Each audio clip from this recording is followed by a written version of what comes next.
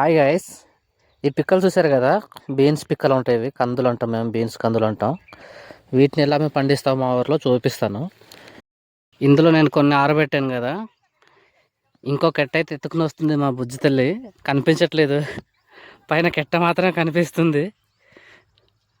చూసారా, మేము ఇలా నడుపుతాం అన్నమాట మా ఊర్లో కందులు కానీ లేదంటే వరి కానీ సోలు కానీ ఏదైనా సరే మేము ఇలానే నడుపుతాము. ఇప్పుడు తీసుకొచ్చింది కదా మా బుజ్జి అయితే కందుల్ని, వీటిని నేను ఇప్పుడు ఆరబెట్టాలన్నమాట.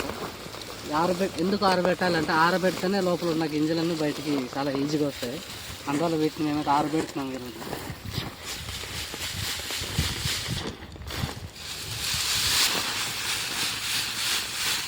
తీసుకొచ్చిన తర్వాత ఇలా ఆరబెడతారు ప్రతి ఒక్కరు కూడా.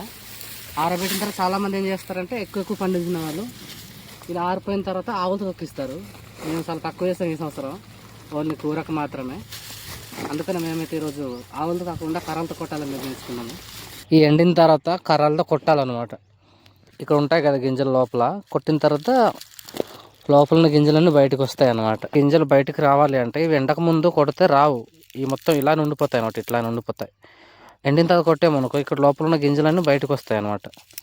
ఇది గింజలు కనిపిస్తున్నాయి కదా, ఈ గింజలను ఎండిన తర్వాత కొడితే చాలా ఈజీగా బయటకు వస్తాయి అన్నమాట. గాయస్ చూసారు ఆ ప్లేస్ ఎంత బాగుందో. ఇక్కడ నుంచి చూస్తుంటే ఇక్కడ నుంచి అక్కడ దాకా మా ప్లేసే ఇది. ఇక్కడ సోలు పండించింది ఈ సంవత్సరం అయితే కోస్తే మొత్తానికి. అదే ప్లేస్లోనే ఇప్పుడు కందులు కొట్టబోతున్నాము. మొత్తానికి ఇక్కడ చాలా అందంగా అనిపిస్తుంది, నాకైతే నచ్చింది ఈ ప్లేస్ ఇక్కడ నుంచి చూడడానికి. ఇలా కొట్టే ముందు కొన్నిటిని తీసుకొని ఇలా ఒక ముద్దగా పెట్టి దానిపైన కొట్టాలన్నమాట. చూపి కందులు చూపి. కొట్టిన తర్వాత ఇలా రాలుతాయి అన్నమాట కందులు, చూస్తారు కదా ఇలా రాలు. చూసారా గాయస్, మేమైతే మొత్తం కొట్టేసాము కందులు. కొట్టిన తర్వాత వచ్చిన కందులు ఇది చూడండి ఎంత బాగున్నాయి పిక్కలు, బాగున్నాయి కదా.